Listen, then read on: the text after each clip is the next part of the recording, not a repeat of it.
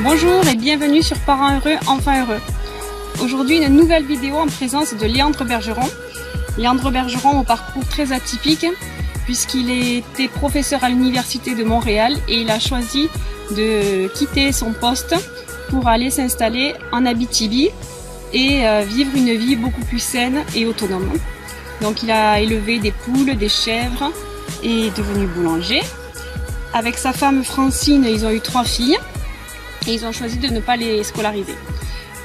Il a écrit plusieurs livres, dont celui qui nous intéresse aujourd'hui, c'est Comme des invités de marque, un livre sur la non-scolarisation. Donc je profite de sa tournée exceptionnelle en Europe pour pouvoir récolter son témoignage sur l'instruction en famille. Merci. Est-ce que vous pouvez nous parler de votre expérience puisque vous avez, c'est assez rare pour nous d'avoir l'occasion de rencontrer quelqu'un qui a choisi de ne pas scolariser ses enfants et surtout qui a du recul puisque c'était votre fille aînée est née en 81, donc maintenant elle doit avoir 35 ans. Oui. Donc du coup voilà, c'est intéressant d'avoir un témoignage de quelqu'un qui a fait ce choix et en plus avec du recul parce qu'au début c'est expérimental quand on le vit, mais maintenant on a un petit peu de recul. Donc est-ce que vous pouvez nous expliquer pourquoi est-ce que vous avez fait ce choix, quelles ont été les raisons qui ont motivé le fait de ne pas les scolariser? Ah oui, ça remonte quand même assez loin, dans les années 50 où je commençais à faire des lectures intéressantes. J'avais lu le livre de Neil. L'expérience de Neil en Angleterre, où il avait ramassé les décrochés. Libre aux enfants de son âge. Oui, c'est ça, vous connaissez un peu déjà. Oui. Et ma réflexion, j'ai eu avec ma première femme et une petite fille, Annick, à Kingston, oui, ça remonte à 61, 62, 63, je crois, oui, voilà. Et puis, je me dis, mais comment est-ce que je vais l'envoyer à l'école? Qu'est-ce que c'est qu'on va faire? Je trouvais que moi, j'avais été enseignant au Manitoba, au niveau secondaire, puis j'avais pas du tout aimé mon expérience. J'avais l'impression que mon rôle, c'était d'abord d'un policier, de dire aux gens, taisez-vous, écoutez-moi, taisez-vous, et fort. Non, je trouvais ça aberrant. Je dis, mais est-ce que je vais soumettre mon enfant à une telle situation? Et évidemment, quand j'étais à Montréal, j'ai voulu créer une école alternative, mais il y avait très peu de candidats, alors bon, elle a laissé tomber. Elle s'est retrouvée dans le système, Elle a malgré tout passé au travers. Et puis aujourd'hui, elle est comédienne, elle joue en France, oui, elle est actuellement à Biarritz, je pense. Et puis elle joue du théâtre surtout. Alors, elle s'est débrouillée. On peut passer à travers l'école sans être trop massacré. Mais c'est pas un système qui n'a aucun sens.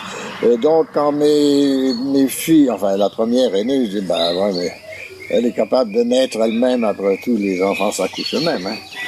Elle a appris à parler, elle a appris elle était capable d'apprendre, et puis elle veut tout savoir de toute façon. Les enfants veulent tout savoir, mais en temps et lieu. Pas tout d'un coup, puis surtout, mitrailler comme ça dans un lieu à part, ben non. Donc si elle était capable de naître, de s'accoucher toute seule, elle était capable de marcher, elle était capable de parler toute seule, donc elle était capable d'apprendre. Oui, parce que nous on parle, nous on marche, et puis nous aussi on apprend toujours. Vous avez une grande confiance en elle. Et puis c'est la vraie vie, ça. Tandis que l'école, c'est la caserne militaire. Essentiellement, caserne, enfermement, et puis militaire, un régime qui ne correspond pas du tout à la vie qu'on mène. C'est de l'aberration. Et voilà. Alors, moi, je me suis dit, non, on va tout de même pas l'envoyer à l'école. Mais elle voulait y aller, évidemment, parce que la voisine y allait, puis prendre l'autobus, puis ces histoires-là. Puis, j'ai eu une attitude très ouverte et radicale. J'ai dit, c'est elle qui va décider, même si elle a juste 5-6 ans, c'est elle qui va décider si elle veut le faire ou pas. Hein, les adultes ont dit, ben, c'est moi l'autorité, puis bon, non, je veux pas, puis je la retire. Non, non, non, c'est ça, c'est lui demander à l'enfant. Est-ce que tu veux? Ah oui, je veux y aller. Bon, ok, tu vas y aller, mais oublie pas que quand ça ne te plaît plus, tu n'y vas plus. Moi, c'est ça. Bon, elle est rentrée, elle a fait la maternelle. Bon, on s'amuse à la maternelle. Mais arrivé en première année, oh, là, c'était en randonnion, et puis là, vous allez parler quand je vous demande de parler, puis vous allez faire ce que je vous dis. Puis elle, ben, elle tombait des nues, parce que chez nous, ben, c'est la grande liberté.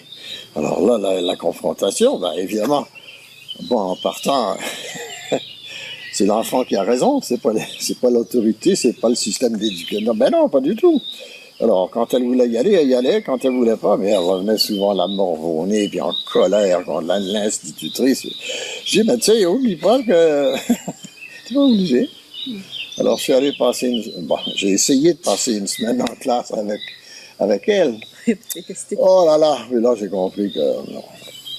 Reviens-toi. Moi, je peux pas. Si toi, tu peux. Ah, dis non, non, moi aussi, plus question. Voilà. Ouais, vous avez testé avec elle et puis vous lui avez laissé le choix de. Exactement. Pour moi, c'est primordial, lui laisser le choix. Voilà. Et comment ça se passait vos journées à la maison, hein, une journée type? Parce qu'il y a 36 000 façons d'apprendre. Ben d'abord, l'enfant qui a été à l'école a subi une agression. Et il a besoin d'être guéri de ça. Donc, il faut surtout pas essayer de... Ben là, t'es revenu, mais là, on fait... Ben non.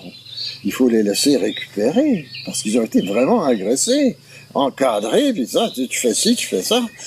Puis là, non, reconquérir sa liberté, puis pouvoir fonctionner. Oui, parce qu'elle était même devenue agressive vis-à-vis de ses petites sœurs. Elle voulait même plus les voir, parce qu'elle-même, elle était en colère. Et là, se défaire de ça, là, c'était... Donc il a fallu le temps pour qu'elle se déscolarise, oui. Relax, fais ce que tu veux, bon. Mais ensuite, à un moment donné, elle dit, ben là, ça m'intéresse, je veux faire, elle savait déjà un peu écrire, mais là, elle dit, ben oui, il faut, tu sais. Et puis bon, lentement, on nourrit ça. Hein. Mais à la demande des enfants, toujours. Moi, j'ai toujours fonctionné comme ça. Je ne leur imposais pas. Ouais, j'ai essayé pour tester, là, à un moment donné. Ça, c'était avec ses deux autres petites sœurs. Elle dit, oh, ouais, on aimerait jouer à l'école. Ben, j'ai dit, on va jouer à l'école. J'ai sorti des pupitres. Ouais, à l'école, c'est ça. Là, bon, vous prenez votre crayon, puis vous dites vous faites ce que moi, tu sais, au début, d'un coup, oh, le deuxième jour, c'est plus drôle. Ben, je dis, écoutez, allez, les pupitres, dehors, dans le poulailler. Ils sont pas encore là, les gars. Oui, les laisser poser des questions, répondre à leurs questions. Répondre à la demande. Oui, puis répondre à leurs questions, ils se posent des questions. Enfin, espérons que les enfants se sentent assez libres pour poser des questions à leurs parents. Ça dépend de l'attitude des parents, évidemment. Enfin, on était très ouverts à leur... Donc c'était des apprentissages libres et autonomes. Ah oui, tout à fait libres. À la demande. Ah oui. Et puis, bon, mais quand ils se sont aperçus que ça aurait été bien de pouvoir savoir lire, ben là, ils me demandaient. Oui, ils étaient intéressés. Il ne suffit pas de mettre des lunettes pour savoir lire. Tu sais, parce qu'ils pensaient, si tu portes des lunettes, tu lis. Tu sais, des connexions comme pourquoi pas. Mais non, c'est pas ça. La plus jeune, elle dit, parlez-moi pas de lecture. Avant 10 ans. Elle avait 10 ans quand un jour, elle me dit, papa, je veux apprendre à lire. Parce qu'avant, elle me disait, je sais lire. Je dis, oui, comment? Ben oui, elle prenait son livre qu'elle connaissait par cœur. Je dis, non, ça, c'est pas de la lecture, ça. Ça, c'est une excellente mémoire, n'est-ce pas, décodage. Mais c'est pas la lecture. Oh, t'es bien déçu. Mais à un moment donné, elle dit, OK, c'est quoi? Bah, je pense que j'ai passé 2 heures avec elle pour l'aider à décoder. Mais elle voulait tellement apprendre à lire que là, bon, ça a déclenché. Je veux dire, ça a été rien du tout de lui apprendre à lire. C'est venu tout seul. Ben, c'est-à-dire, elle voulait. Et le décodage. Puis le décodage, ben écoute, ben là, c'est telle lettre, puis ça fait ça, ça fait ça. Oh, j'ai pas fait 2 heures d'un coup, mais un peu ici, un peu là. Et puis là, c'était lancé. L'année suivante, elle lisait la petite fadette Georges Sand. Je dis, wow, là. Puis où est-ce qu'elle l'avait pris? Je sais même pas. Dans ma bibliothèque peut-être, ou enfin, peu importe. Mais j'ai fonctionné comme ça. D'accord. Et puis, surtout, sans m'inquiéter. Parce que, hey, ben, c'est pas lire, elle a 9 ans, c'est pas lire, parce que si un enfant sait pas lire à 9 ans, c'est quelle catastrophe. Mais moi, j'avais aucune inquiétude à ce niveau-là. Je dis, je leur fais confiance. Même si elle apprend jamais à lire, il n'y a aucun problème. Pourquoi? Nos ancêtres ont été analphabètes, et puis ils ont survécu, on est là. Bon, continuez. Ensuite, aussi, j'avais une autre question, parce qu'il y a beaucoup de personnes qui s'interrogent, qui sont en questionnement sur le fait de déscolariser leurs enfants, et ils se demandent comment s'organiser, comment concilier la vie professionnelle, la vie familiale avec des enfants, parce que c'est prenant, ça prend beaucoup de temps. Ouais. En plus, vous étiez boulanger, vous étiez aussi fermier parce que vous aviez des animaux, vous étiez table d'hôte. Comment vous arriviez à concilier tout ça? Oh non, ça c'était facile, ça. Ça c'était rien, ça. Non, on conciliait ça. Les enfants, c'est épuisant aussi? Ben non, ils sont pas épuisants quand on leur fout la paix. Quand on veut pas, on leur impose rien. Moi, je les ai jamais trouvés épuisants. Ils sont exigeants, mais pas épuisants. D'accord. Bon, ils veulent ceci, ils veulent apprendre ceci. Ben oui, on va l'apprendre. Puis chez l'enfant, l'apprentissage se fait 10 minutes ici, 15 minutes là, on y revient 6 jours après. Puis enfin, c'est ça. C'est pas un système, vous voyez, c'est pas un système imposé, c'est libre. Et puis les enfants apprennent mieux, justement, un petit peu à la fois. Hein. Puis là, c'est ça. Ah oui. Bon, pour revenir, attendez, votre question. Comment vous arriviez à concilier donc Ah oui, ben écoutez, il faut dire que moi j'ai été privilégié parce que j'avais vraiment choisi un endroit où ça serait c'était les conditions, plus facile. Alors, la campagne, évidemment. Parce que ben justement, quand j'étais à Montréal, j'ai dit bon, un appartement, un enfant là-dedans, la télévision, évidemment. Moi je faisais travailler, Francine, votre... Ben non, ça n'a aucun sens, c'est une aberration. Pour tout le monde. Donc, le milieu est important, autant que possible à la campagne, ça va de soi. On n'est pas tous à la campagne, puis évidemment, la tendance à l'urbanisation continue. La moitié de la population du monde est maintenant urbanisée, c'est triste. Et puis, on va, en tout cas. Oui, le milieu.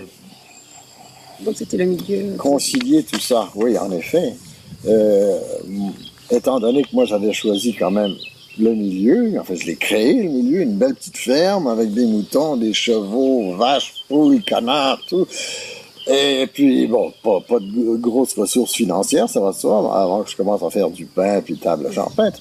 Mais non, pour moi, c'était dans l'harmonie tout le temps. J'avais aucune angoisse, vous voyez, pour leur éducation. Je me disais, est-ce qu'ils vont... Ben, pas du tout, ça, c'était... Puis je faisais aucune projection pour elle, vous voyez. Aucun doute, aucune crainte? Ah non. Si on est libéré des peurs, des craintes qu'on a de pas réussir, de pas ci, de pas avoir ça, de pas ça, ben là, évidemment, ces peurs-là causent beaucoup de tension, beaucoup de stress. Puis le stress neutralise beaucoup de nos efforts, c'est ça. Oui, c'est ça. Je peux pas. Il faut essayer d'abord de faire ce travail sur soi-même. D'accord. La déscolarisation, hein, c'est le travail des parents. C'est pas juste laisser sortir l'enfant de l'école, mais soi-même, on a été tellement scolarisé qu'on est presque des infirmes à ce niveau-là. Mais se libérer justement de ce conditionnement de respect de l'autorité, parce que le problème, c'est ça. On respecte l'autorité parce que ça nous a été imposé dès la naissance. Il faut obéir à ses parents, il faut obéir, obéir. Mais c'est quoi cette vie-là d'obéissance? Alors justement, est-ce que chez vous, il y avait des règles? Parce que le thème actuel de votre tournée en France et au Luxembourg, c'est « Peut-on vivre sans éduquer ?» Oui. Donc, c'est sans éduquer, effectivement, sans instruction. Mais est-ce qu'il y avait des règles dans la maison ou est-ce qu'elles étaient libres de tout? Comment ça se passait? Libre de tout, de se coucher quand elle voulait, puis tout ça, oui, enfin, certainement. Est-ce qu'il y avait des choses qui n'étaient pas autorisées ou qui étaient... le moins possible. La télévision, par exemple. Comment est-ce qu'on fixait les règles? Est-ce que les règles étaient discutées non, il n'y avait pas de règles. Non, pas de règles. Cas par cas, mais bon, qu'est-ce que c'est le problème? Okay. Évidemment, à un moment donné, l'écran de télévision peut hypnotiser pendant certaines, mais on a résolu le problème sur une période X, je ne sais pas, ça a fait 1 mois ou 2, mais je leur faisais prendre conscience que quand elles passaient beaucoup de temps à regarder ça, elles n'avaient plus envie de faire grand-chose d'autre, d'abord. Et puis, les animaux autour, ça les intéressait plus ou quoi? Il y avait un questionnement que j'ai fait avec eux. Puis écoutez, là, si cet écran-là est en train de monopoliser vos heures conscientes, qu'est-ce qu'on fait? Vous n'êtes plus là avec nous pour faire les choses qu'il faut faire. Non, on a discuté, puis ça n'a pas été long, ils ont compris. Puis, alors, à certaines heures du jour, ça allait. Puis moi-même, je regarde rarement la télévision, excepté TV5, pour avoir les nouvelles. Bon, maximum 1 heure par jour pour moi. Alors, tout de suite, ça c'était mis de côté. Et puis, mais il y avait tellement d'activités, parce que si le milieu est riche culturellement, s'ils ont accès évidemment à des livres, à tout ça, ça va de soi. Mais l'extérieur, avec les animaux, les enfants, les autres, ils s'amusaient avec les animaux. Vous voyez des photos d'ailleurs dans mon livre, là où Cassandre est couchée sur le cheval, le gros bud. Là, mais oui, mais c'était leur toutou, ça. Le cheval était leur toutou. J'en avais pas juste un, alors. Non, il y avait toute une... Et ensuite, ils participaient beaucoup à mes activités. Comme même dans la production moi je faisais le pain, mais elles ont pu faire des bagels, vous voyez, des choses de pâtisserie, ça va de soi. Et puis pourquoi? Parce qu'elles voulaient s'acheter un cheval, parce que j'aurais pas donné un cheval comme ça, d'ailleurs j'avais pas les moyens. Et puis je leur ai dit, si vous voulez avoir un cheval à votre goût, là, il faut... Vous allez faire des bagels, puis ils sont embarqués là-dedans, puis il y a une photo même dans le livre, on les voit faire des bagels, puis toutes contentes de le faire, parce qu'elles étaient en train de gagner de l'argent. À 6 ans, elles avaient tous leur compte de banque. Oui, parce que là, elle peut économiser, puis elle sait que, c'est ça, elles apprenaient tout de suite aussi à la vie. Oui, moi j'ai un compte de banque, je travaille, j'ai tant, je sais, on achète. Puis là, ils ont toujours vécu, ils étaient presque toujours avec moi dans mes déplacements en ville, quand j'allais livrer mon pain. Et puis bientôt, ils ont participé au commerce lui-même. Mon magasin d'alimentation naturelle et de mon pain aussi, vous voyez. Alors, ça a été... puis en voiture, je me souviens, on allait livrer le pain le matin à 11h, puis là, on s'amusait à faire des calculs en anglais et en français. 7 times 7, 49. Oui, puis on s'amusait comme ça. Puis on apprend comme ça, mais toujours dans le... pas dans la jouissance, mais dans le plaisir. Puis quand ils sont tannés, on arrête. C'est ça le danger des gens qui ont été des parents scolarisés, c'est de dire, ils veulent, donc on en met. Il faut savoir regarder l'enfant. Quand son regard s'éloigne, c'est assez. Ça suffit. On arrête, on va pas plus loin. Oui. C'est ça le respect de l'enfant. Et puis comme ça s'épanouisse. Votre livre... comme des invités de marque qui parlent donc de l'instruction, enfin pas de l'instruction, de la vie sans école. L'instruction libre. L'instruction libre. Oui. Et j'aime beaucoup le titre comme des invités de marque. Et d'ailleurs, je le reprends souvent dans mes articles. Ah oui. J'aime beaucoup cette expression. Et donc pour terminer, j'aimerais bien que vous me disiez un petit mot d'où vous est venue cette expression et ce que vous y mettez derrière. Ben, j'ai complété la rédaction du livre, puis j'ai dit, comment on appelle ça? Qu'est-ce qu'on peut... Là, je me suis dit, ben, comment est-ce que je les ai traités? Comment est-ce que je les ai reçus? Comme des invités de marque. Ça m'est venu comme ça. Bon, ben oui, pourquoi pas. Ben oui, parce qu'elles ont été accueillies, elles étaient désirées d'abord. C'est pas des enfants accidentaux ou d'accident. Non, non, elles étaient accueillies de cette façon-là. Et puis, après tout, c'est quand même incroyable qu'on puisse se reproduire et avoir des trésors comme ça entre les mains. Moi, quand elle est née, je veux dire, j'avais aucune peur de quoi que ce soit. Puis quand on s'est libéré des peurs, ben là, on peut s'émerveiller.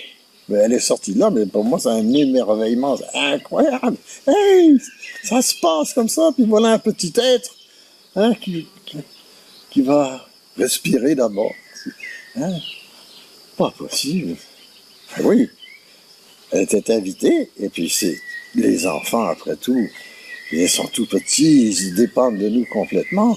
Il ne faut pas que nous, on profite de cette position de dominant. Il faut au contraire essayer de la réduire autant que possible, mais les accueillir, leur donner ce qu'il faut pour se développer, s'épanouir, tout simplement comme des fleurs, mais comme des fleurs sauvages. D'ailleurs, j'emploie le terme mes petites fleurs sauvages, Abitibi.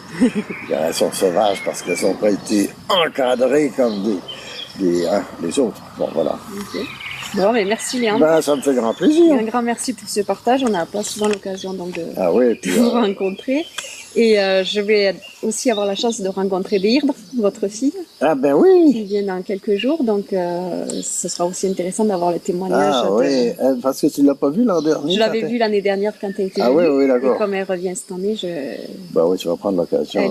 Voilà, ben oui, très bien. Je vais l'interviewer, et donc du coup mes lecteurs pourront aussi profiter de son témoignage. Ah bon, tant mieux, tant mieux. Donc merci beaucoup. Ben, ça me fait grand plaisir. Ben oui, toujours partager ça, moi, certain, parce que... Merci à Christine Malgoy aussi de nous avoir permis la rencontre. Ben oui. Et puis pour mes lecteurs, n'hésitez pas à vous inscrire sur ma newsletter pour voir la suite si vous êtes intéressé par le témoignage aussi de Deirdre. Et à très bientôt.